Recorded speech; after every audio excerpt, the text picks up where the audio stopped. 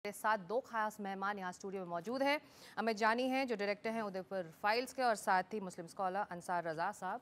बहुत शुक्रिया आप दोनों का इस चर्चा में शामिल होने के लिए। आप सुप्रीम कोर्ट ने रजा साहब कह दिया है कि इस फिल्म पर फिलहाल रोक नहीं लगेगी, आपत्ति जो नियमित बेंच है वहाँ सुनी जाए। ऐसे में इस वक्त परेशानी क्या है, क्योंकि फिल्म तो रिलीज़ हो रही है? देखिए, फिल्म रिलीज़ हो ये जानी साहब तय करेंगे, या जो फिल्म को रिलीज़ करने का परमिशन देते हैं वो लोग समझे इस चीज़ को। मैं सिर्फ इतना कहना चाह रहा हूँ कि इस मुल्क को इस वक्त किस चीज़ की ज़रूरत है।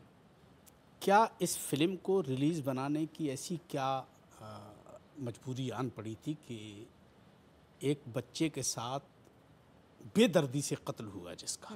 मेरे कहने का मतलब ये है कि आप फिल्म बनाइए, कोई दिक्कत नहीं है जी। उस परिवार को क्या मिलेगा इस फिल्म से? क्या मिलेगा अमित जानी? उस परिवार को इस फिल्म की कमाई जाएगी। आज तक बॉलीवुड के इतिहास में ऐसा नहीं हुआ कि किसी फिल्म की कमाई प्रोड्यूसर ने किसी पीड़ित को दी हो, लेकिन यहाँ हमने ये फिल्म ट्रिब्यूट के लिए बनाई है। सिनेमाघर पे जो कलेक्शन होगा, जितना हम पे आएगा टैक्स वगैरह कट के, वो सब जाएगा कन्हैयालाल जी के परिवार को। पर अमित जी, कानूनी प्रक्रिया करती है कि guilty, only guilty till proven ना, तो ऐसे में आपको लगता है जो आधार बनाया हुआ है सुप्रीम कोर्ट में अक्यूज ने जाकर कि फेयर ट्रायल नहीं मिलेगा उसको अगर ये फिल्म रिलीज हो जाती है? ये तो बहुत गलत बात है। देखिए, एक व्यक्ति को जिसको सुप्रीम कोर्ट और हाई कोर्ट में अपील करने के बाद ही बेल मिली है, इतने बड़े हत्याकांड से जुड़े रहने के बाद जिसको जमानत दे दी हाई कोर्ट ने, अब वो ये कह रहा है कि मुझे कोर्ट पे विश्वास नहीं है कि मेरा अनफेयर हो जाएगा ट्रायल, एक फिल्म उसका कुछ बिगाड़ लेगी। देखिए, इन्वेस्टिगेशन जारी नहीं है, एनआईए चार्जशीट दे चुकी है, डायरी में जो लिखा है उसी के गुण दोष पे बहस होगी, उसी पर आर्गुमेंट होंगे। आपने फिल्म क्यों बनाई है ये बताइए पहले? फिल्म तो कन्हैयालाल जी के दर्द को दिखाने के लिए बनाई है। तमाम मुद्दों फिल्म बनती है, कश्मीर के मुद्दे फिल्म तमाम मुद्दों पर बनती, बिल्कुल सही कहा। अभिव्यक्ति की आज़ादी संविधान ने दिया है, देश के हर नागरिक को यह अधिकार है कि वो किसी भी मुद्दे पर अपनी फिल्म बना सकता है, नाटक कर सकता है, स्टेज परफॉर्मेंस कर सकता है। तो ऐसे में अगर इन्होंने ये फैसला लिया कि मुझे इसी मुद्दे पर फिल्म बनानी है, तो परेशानी क्यों है? पीड़ित परिवार वो कह रहे हैं कि जो भी वो कमाएंगे पीड़ित परिवार को दे देंगे। देखिए, तो अच्छी बात है अगर इन्होंने ये बात कही है कि हम सारी कमाई उनको दे देंगे। बस मसला ये नहीं है। इस हिंदुस्तान में कश्मीर फाइल भी बनी थी। हाँ। क्या मिला कश्मीरियों को? जिन्होंने फिल्म बनाई थी अरबों खरबों रुपए के। रजा साहब, फिल्मों को समाज का रिफ्लेक्शन कहा जाता है ना। देखिए, फिल्मों से हालात तो खराब हो सकते हैं, बदल नहीं सकते। जागरूकता तो होती है। सुनिए, ठीक है ना।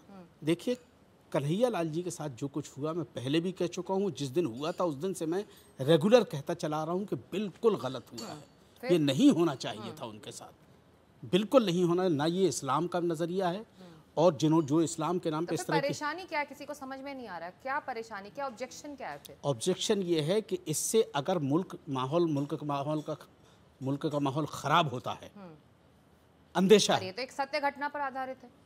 सत्य घटना पे तो ये कब सत्य पूरे मुल्क को पता नहीं है जो आप फिल्म बना रहे हैं।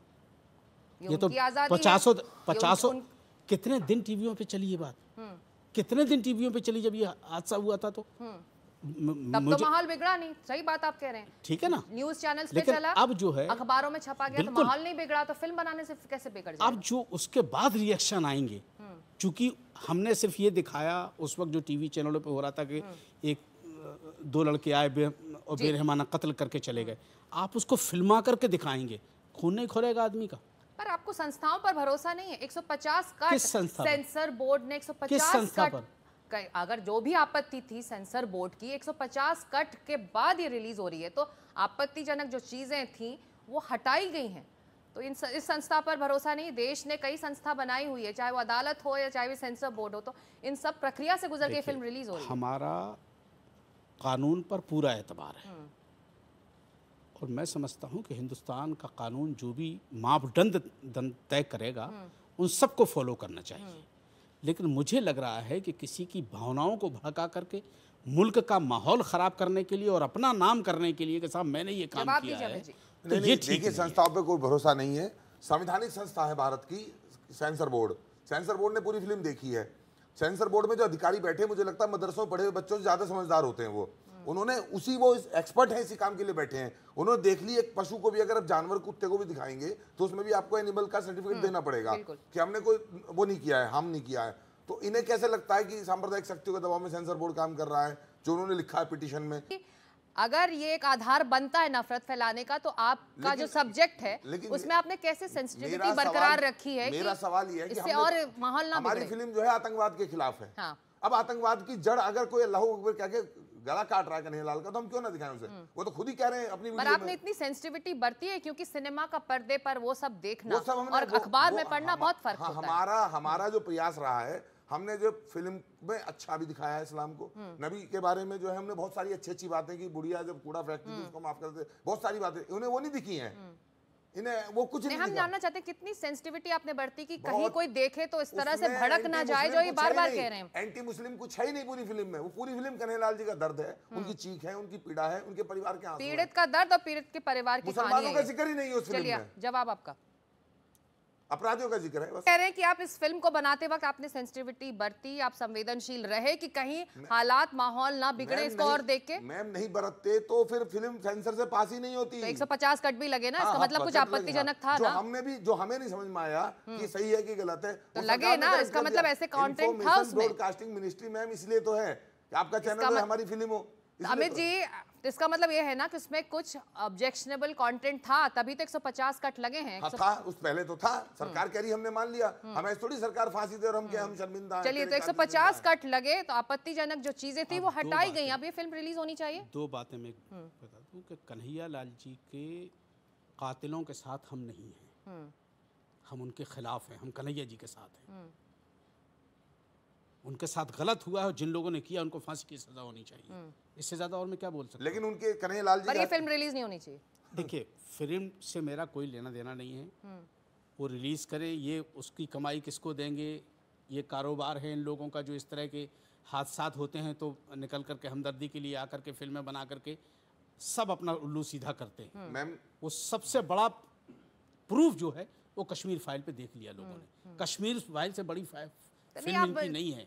सुन लीजिए, कश्मीर फाइल से हो हल्ला उतना नहीं बचा जितना कश्मीर फाइल का मचाया गया, चूंकि ठीक है ना।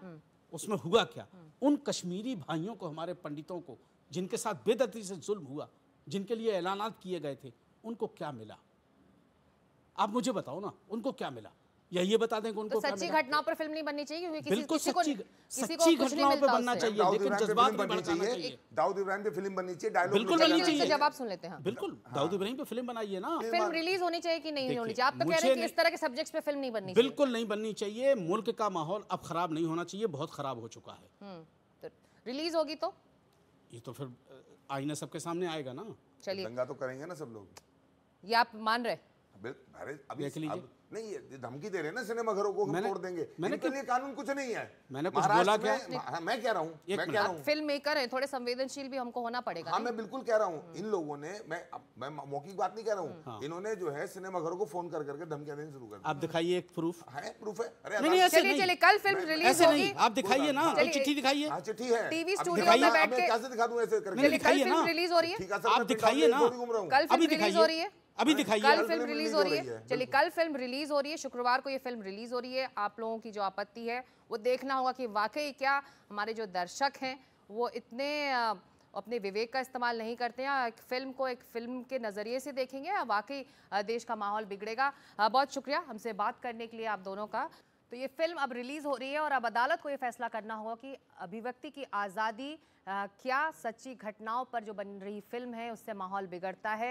ये अदालत के पास अब ये पूरा मामला है और अदालत को ही इस पर अंतिम फैसला लेना होगा।